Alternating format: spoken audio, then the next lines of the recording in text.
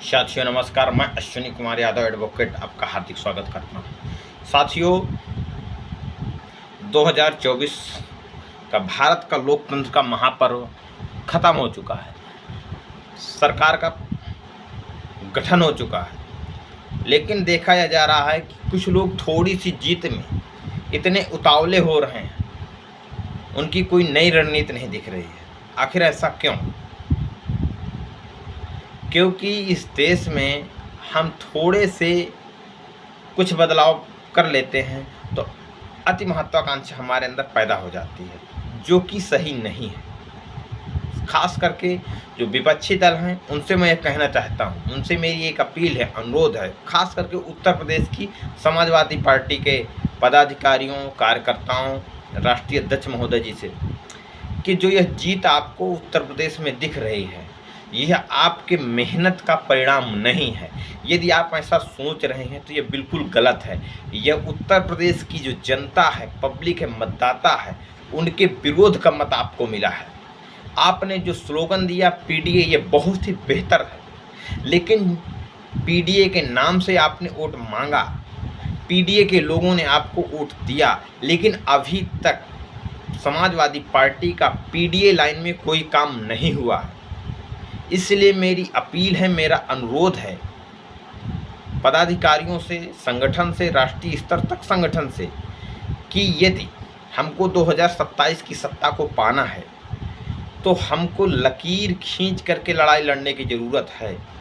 क्योंकि हमारे बहुत से लोकसभा में ऐसे जनप्रतिनिधि चुने गए हैं जो पीडीए के फार्मूले को समर्थन भी नहीं करते थे, माननीय राष्ट्रीय अध्यक्ष जी के, लेकिन वह लोग चुनाव लड़े और चुनाव जीते। वास्तविक में वह पीडीए की विचारधारा से अनभिज्ञ हैं, यदि जानते भी हैं तो उसको मजबूती से उसमें काम नहीं करते, ना ही काम किया है।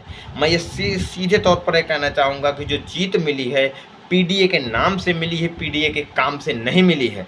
यदि हमको 2027 में सकारात्मक परिणाम चाहते हैं तो मेरी अपील है कि पीडीए में काम किया जाए, लकीर खींच करके काम किया जाए, और गांव गली मोहल्लों में जा करके काम करने की ज़रूरत है। सभी समाज के लोगों को जोड़ने की ज़रूरत है। जिस प्रकार से 2024 का लोकसभा का चुनाव लड़ा गया, शिक्षा, स्वास्थ्य, रोजगार के नाम पर चुनाव लड़ा गया, संविधान के नाम पर चुनाव लड़ा गया, उसी प्रकार से 2027 का चुनाव लड़ा जाना चाहिए। उसके लिए हमको माहौल बनाने की ज़रूरत है कि किस प्रकार से इस देश के लोगों को धर्म और मंदिर से हमारे देश के नागरिकों का कोई हित होने वाला नहीं है। यदि इस देश के नागरिकों का, समाज का हित होने वाला है, शिक्षा, रोजगार पर होने वाला है। इसलिए जिन लोगों ने इस नाम पर, शिक्षा के नाम पर, रोजगार के नाम पर, कर्मचारियों ने पेंशन के नाम पर भी वोट दिया, उन कर्मचारियों से मैं कहना चाहता हूं कि यदि अपनी नौकरी को बचाना है या आने वाली पीढ़ी को नौकरी दिलाना है और अपनी पेंशन को बचाना है, पेंशन को पाना है, तो हमको जाति धर्म छोड़ करके हमको आने वाले दिनों की राजनीतिक परिवर्तन करने की ज़रूरत है। इसलिए हमको ज़्यादा खुश होने की अपेक्षा हमको उस फील्ड में काम करने की ज़रूरत है जिससे हमारा आने वाला भविष्य सही हो, सकारात्मक हो, हम अच्छे परिणाम ला सकें। और मैं ये कहना चाहूँगा कि चुनाव के पहले इस देश में बहुत बड़ा जन आंदोलन ईवीएम के विरोध में चल रहा था।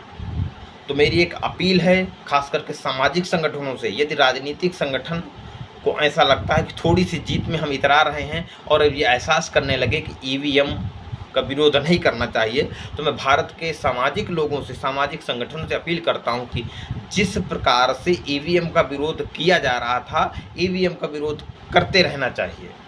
क्योंकि ईवीएम में स्वच्छ पारदर्शी चुनाव नहीं है और ईवीएम में खेल अब भी हुआ है।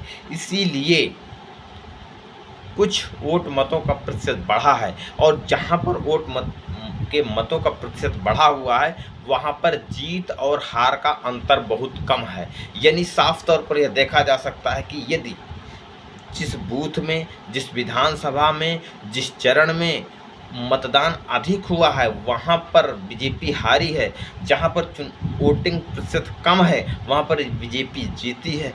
यह एक अपने आप में विशेष है।